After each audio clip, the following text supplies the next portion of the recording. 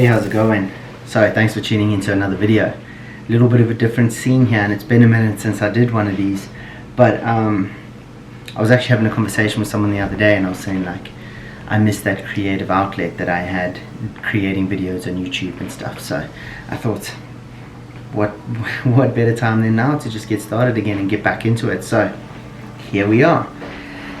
And then shortly after talking with that, I had another conversation about someone who was like saying, you know, that they're under pressure, they're looking for alternatives, but you know, there's not much going on, and it's because of this whole coronavirus and the quarantine and blah blah blah.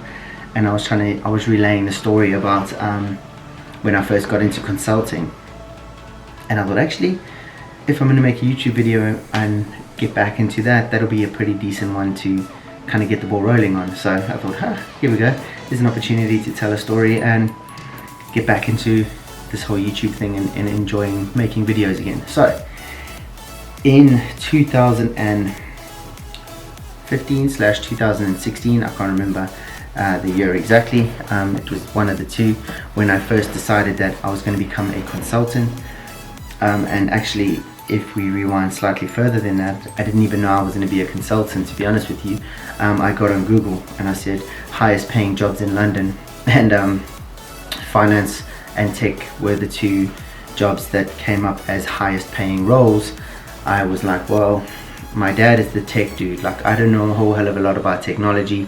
I can get by, but I'm not that good at it. Like, fortunately/unfortunately, because my dad was so good at technology, I never really had to do a whole hell of a lot. Like, I would just say, yo dad, this is fucked, and he'd fix it for me. So like, I didn't have to learn technology like a lot of other people did. So like, it was a blessing and a curse at the same time, because he could fix everything and he's like a fucking genius when it comes to that. Me, on the other hand, I'm struggling. So I was like, okay, well, technology isn't for me, so I guess it's the numbers then, because like, I know I can count. So fuck it, dude, like let's get into finance and see how we get on.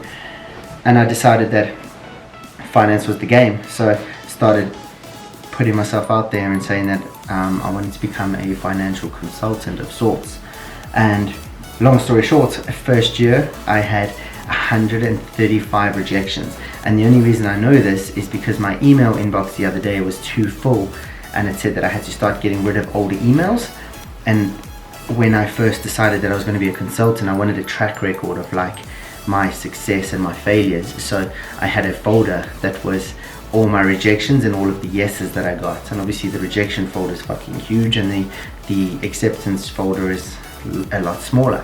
And I was kind of going through it and I was clearing it out, because I'm not a financial consultant anymore, so I'm not that interested in getting too much more into that. So I was like, well, fuck it, I'll clear out those emails. But I kind of did the whole Control A, see how many are in that folder, and 2015/2016 I got 135 rejections in terms of like companies that I approached to consult for them. And then the following year thereafter, it was 219 or 220 companies that said no before I landed my first consulting opportunity.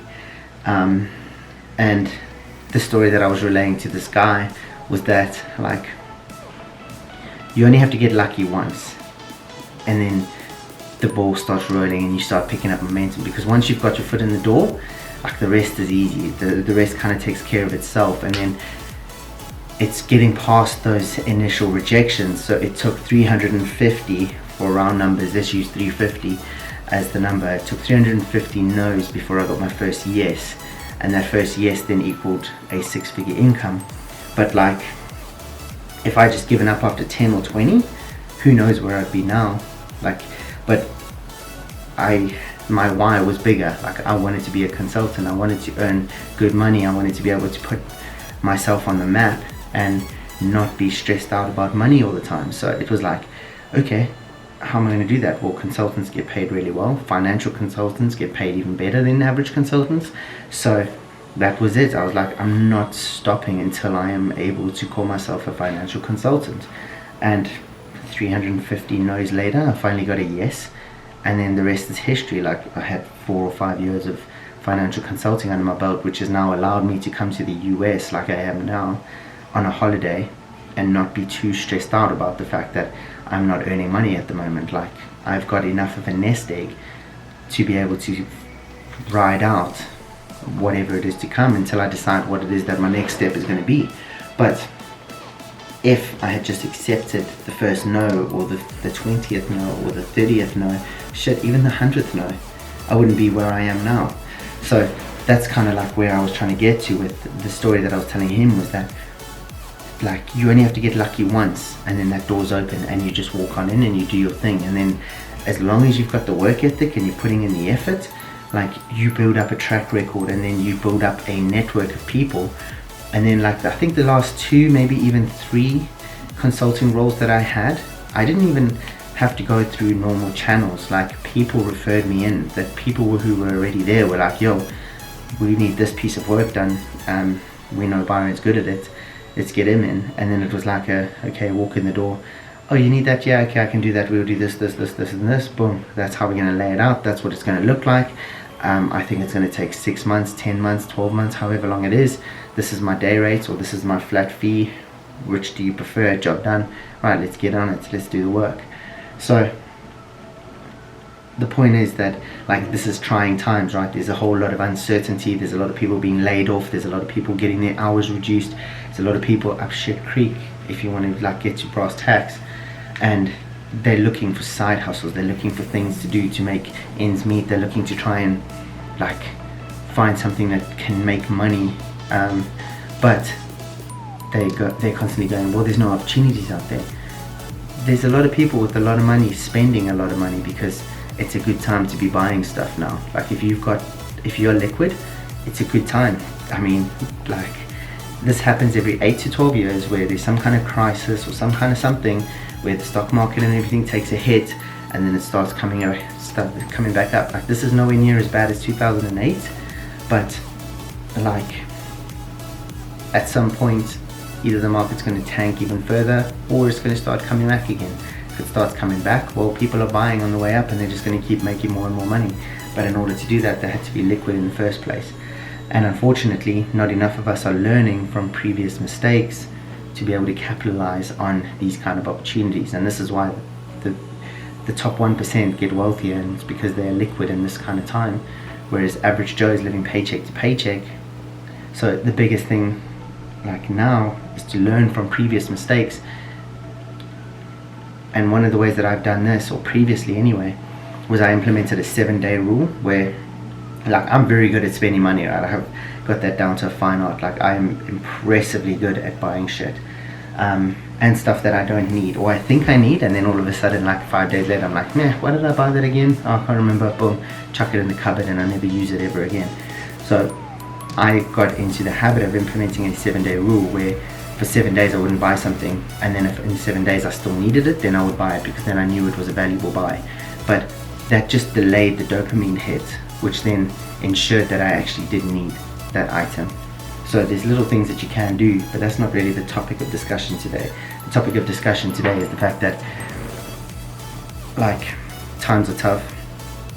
The world as you know it is probably not ever going to be the same again. It's probably going to be very different moving forward. So you're going to have to find a way of making income, multiple streams of income, which is what I'm kind of working on now.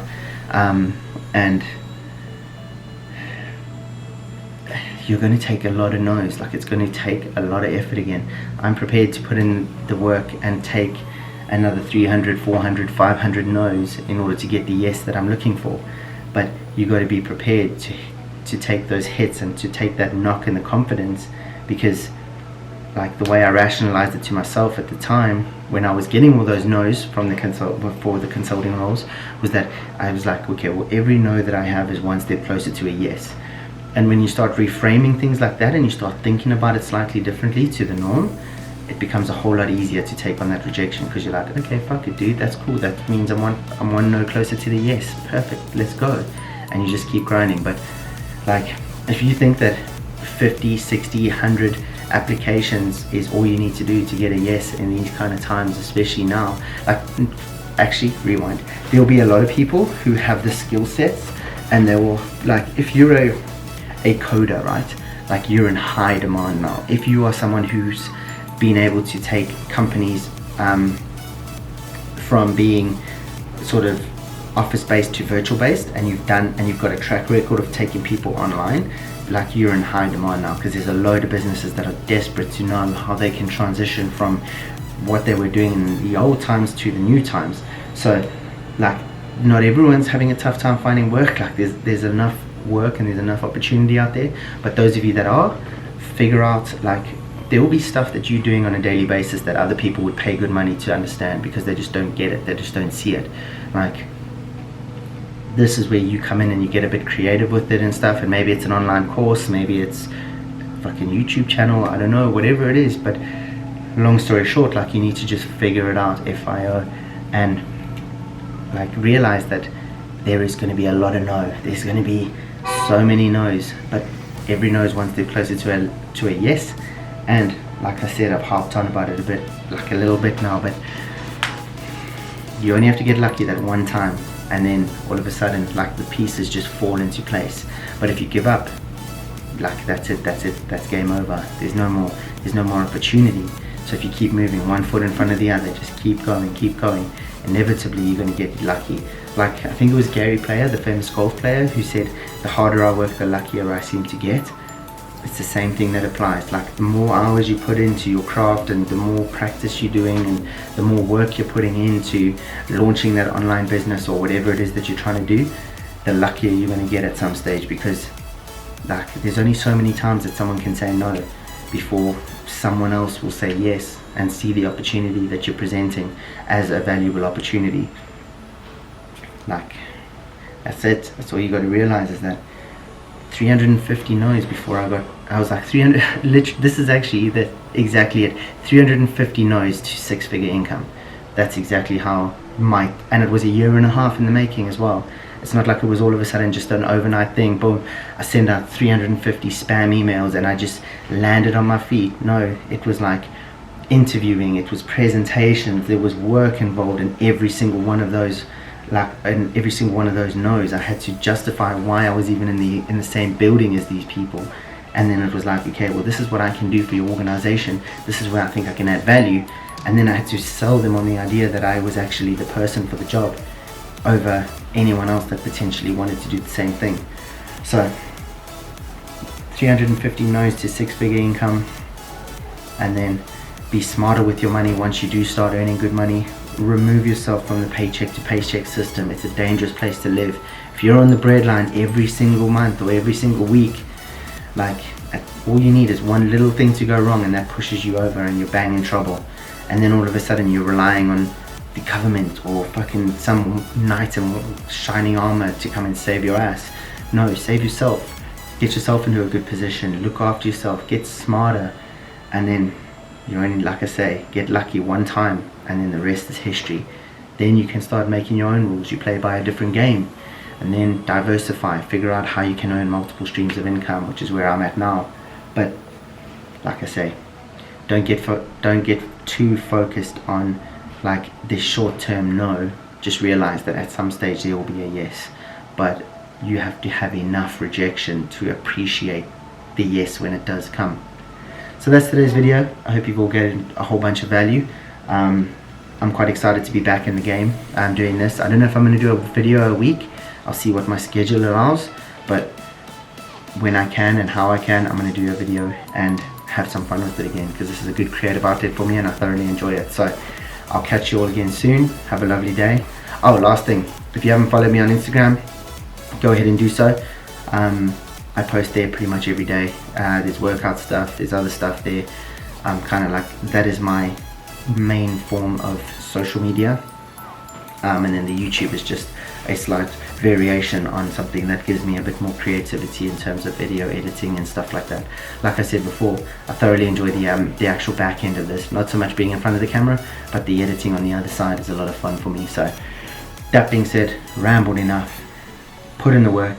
Accept that every single no is one step closer to a yes, and you only have to get lucky one time, and then the rest of the time it's history. Have an awesome day. I'll catch you soon. Cheers for now.